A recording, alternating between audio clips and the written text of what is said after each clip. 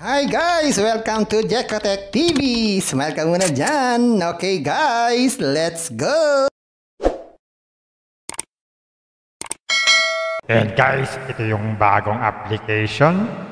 So, simpleng-simple din naman. Maglalagay lang tayo ng phone number, tapos tong CAPTCHA, tapos password, at least 6 characters daw. Gawin na natin. Yan, ganyan lang kasimple. Click natin sign up. And guys, automatic, nagkaroon tayo ng libreng 20 pesos. At nakalagay dito, ang minimum withdrawal daw ay 100 pesos. At ang fee ay wala. So, ibig sabihin, hindi ba natin pwedeng ma-withdraw itong 20 pesos? Pero pwede daw madagdagan yan dahil meron pa silang isang libre. Hanapin natin. Yan, dito sa order, meron silang binibigay dito na libreng 1K na investment. Kaya ang total nito na revenue sa isang taon ay 3,650. Ito raw ay 10 pesos everyday. Hindi biglaan pala yun. So mag-iipon pa tayo sa 10 pesos everyday niyan. Pag umabot ng 100, yun. Pwede daw nating withdrawin yan. Libreng-libre basta buhay pa tong application na to. Pero pag wala na, syempre, goodbye na rin ang naipon natin. Pero anyway, wala naman tayong puhunan doon. Kahit hindi tayo makapag-withdraw. Okay, tsambahan na lang kung makakapag-withdraw tayo habang buhay pa itong application na ito. Pero meron silang inalok ng mga investment kung sakali na inip daw tayo ito sa home. Yan, ito yung investment na inalok sa atin. 200 ang pinakamaliit. Ang halaga raw ay 52 pesos ang everyday na kita niyan. Sa loob ng 50 days, araw-araw 50 pesos. Ang susunod naman ay 500 pesos ang investment. Meron daw itong 135 daily revenue. At araw-araw yan sa loob ng 30 days. Susunod naman ito ay 1K na meron daw 280 every day. Araw-araw yan sa loob ng 50 days. So lumalabas dito, 4 days lang, bawi na ang puhunan. Gagawin lang, click lang itong amount. Tapos pili ng gateway, gateway 1 or gateway 2. Tapos place an order. Ayan. So mag-login tayo sa GCash. Ayan. Click natin next. Yan, iscan na lang itong QR code. Mag-transfer ng fund. Pag naka-transfer na, ayun.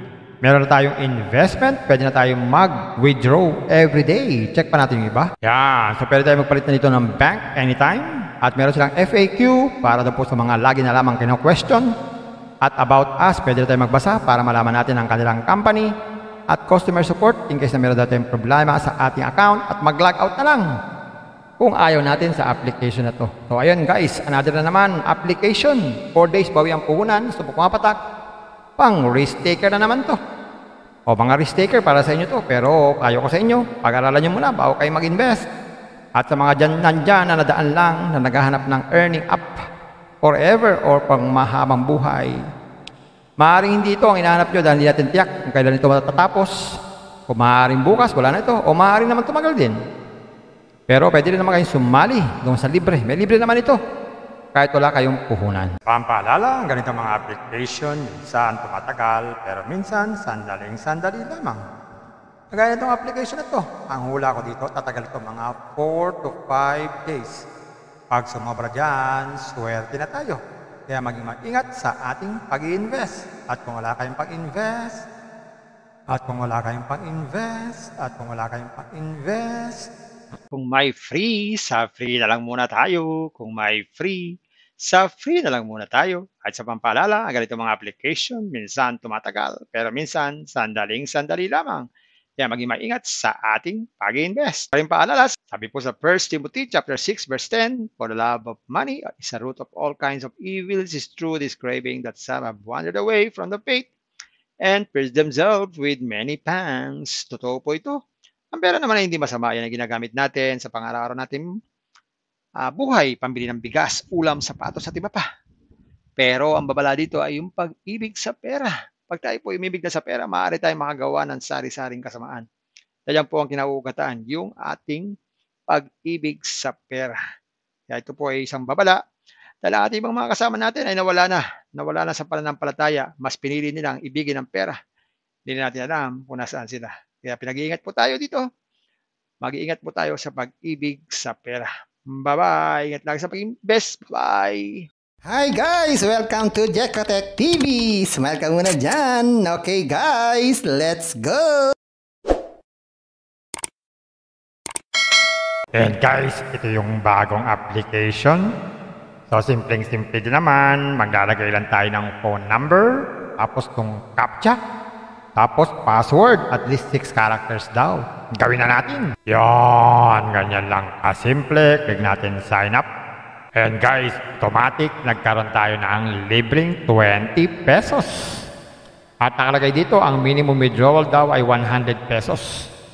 At ang fee ay wala. So, ibig sabihin, hindi ba natin pwedeng ma-withdraw itong 20 pesos? Pero pwede daw madagdagan yan dahil meron pa silang isang libre. Hanapin natin. Yan, dito sa order, meron silang binibigay dito na libreng 1K na investment. Kaya ang total nito na revenue sa isang taon ay 3,650. Ito raw ay 10 pesos everyday. Hindi biglaan pala yun. So mag-iipon pa tayo sa 10 pesos everyday niyan. Pag umabot ng 100, yun. Pwede daw nating withdrawin yan. Libreng-libre basta buhay pa tong application na to. Pero pag wala na, syempre, goodbye na rin ang naipon natin. Pero anyway, wala naman tayong puhunan doon kahit hindi tayo makapag-withdraw. Okay, tsambahan na lang kung makakapag-withdraw tayo habang buhay pa itong application na ito. Pero meron silang inalok ng mga investment kung sakali na inip daw tayo ito sa home. Yan, ito yung investment na inalok sa atin. 200 ang pinakamaliit. Ang halaga raw ay 52 pesos ang everyday nakita niyan. Sa loob ng 50 days, araw-araw 50 pesos. Ang susunod naman ay 500 pesos ang investment. Meron daw itong 135 daily revenue.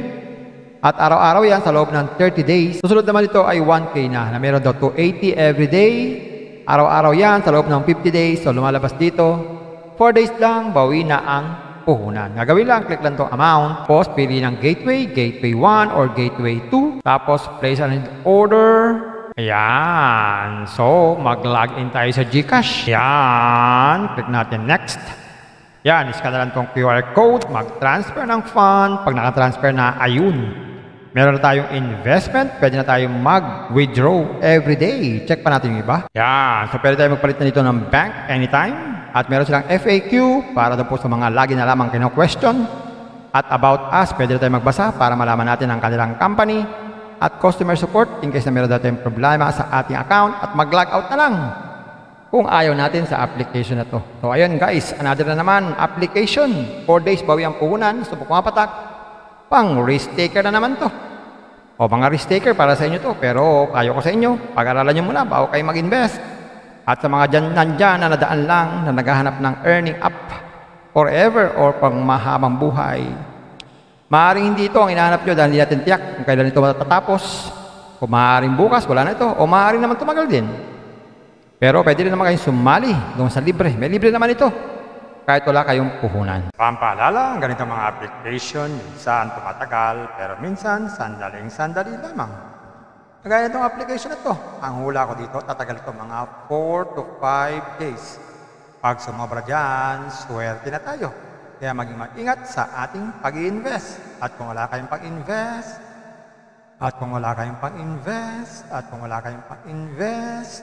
Kung may free, sa free na lang muna tayo. Kung may free, sa free na lang muna tayo. At sa pampaalala, ang ganito mga application, minsan tumatagal, pero minsan sandaling-sandali lamang. Kaya maging maingat sa ating pag-invest. Paring paalala, sabi po sa 1 Timothy chapter 6 verse 10, for the love of money is a root of all kinds of evils, is true this craving that some have wandered away from the faith and pierced themselves with many pangs. Totoo po ito. Ang pera naman ay hindi masama. Yan ang ginagamit natin sa pang-araw-araw natin buhay, pambili ng bigas, ulam, sapatos at iba pa. Pero ang babala dito ay yung pag-ibig sa pera. Pag tayo po umibig na sa pera, maaari tayong makagawa ng sari-saring kasamaan. Yan po ang kinauugatan, yung ating pag-ibig sa pera. Kaya ito po ay isang babala. Dahil ang ating ibang mga kasama natin ay nawala na sa pananampalataya. Mas pinili nilang ibigin ang pera.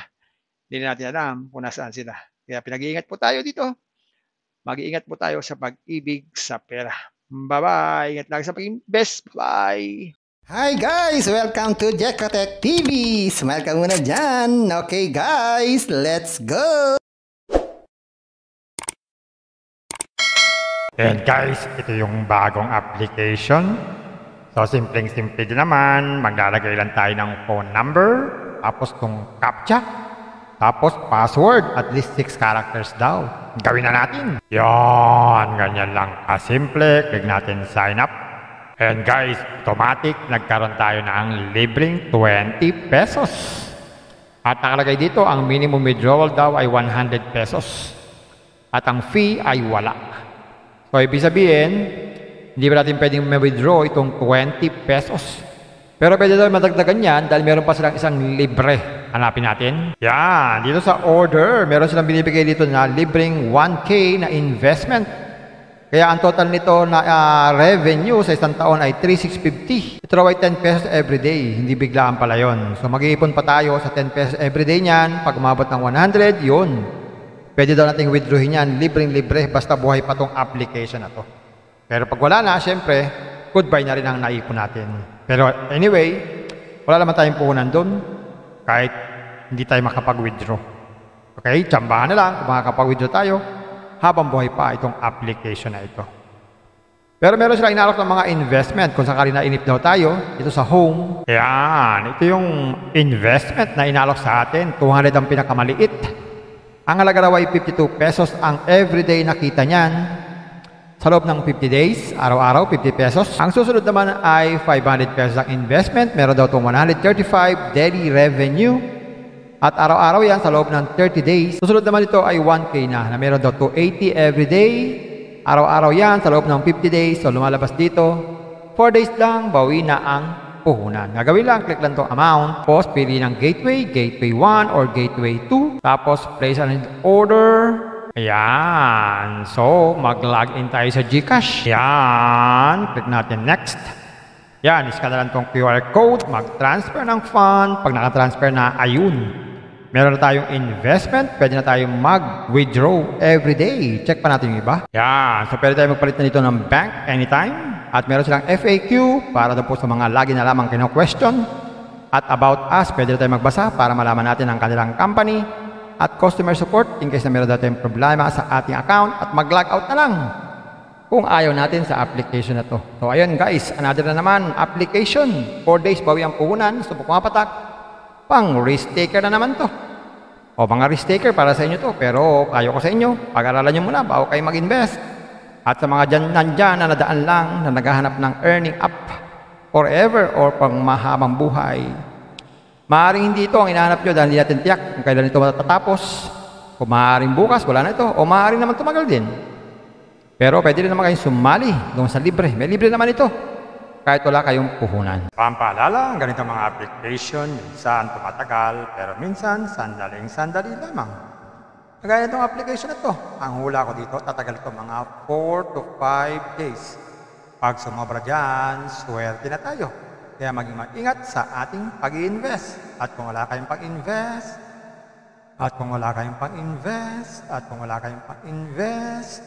Kung may free, sa free na lang muna tayo. Kung may free, sa free na lang muna tayo. At sa pampaalala, ang ganito mga application, minsan tumatagal, pero minsan sandaling-sandali lamang. Kaya maging maingat sa ating pag-invest. Paring paalala, sabi po sa 1 Timothy chapter 6 verse 10, for the love of money is a root of all kinds of evils. It is true this craving that some have wandered away from the faith and pierced themselves with many pangs. Totoo po ito. Ang pera naman ay hindi masama. Yan ang ginagamit natin sa pang-araw-araw natin buhay, pambili ng bigas, ulam, sapatos at iba pa. Pero ang babala dito ay yung pag-ibig sa pera. Pag tayo po umibig na sa pera, maaari tayong makagawa ng sari-saring kasamaan. Yan po ang kinauugatan, yung ating pag-ibig sa pera. Kaya ito po ay isang babala. Dahil ang ating ibang mga kasama natin ay nawala na sa pananampalataya. Mas pinili nilang ibigin ang pera. Hindi natin alam kung nasaan sila. Kaya pinag-iingat po tayo dito. Mag-iingat po tayo sa pag-ibig sa pera. Bye-bye. Ingat lang sa pag-invest. Bye. Hi guys! Welcome to Jekatech TV! Smile ka muna dyan! Okay guys, let's go!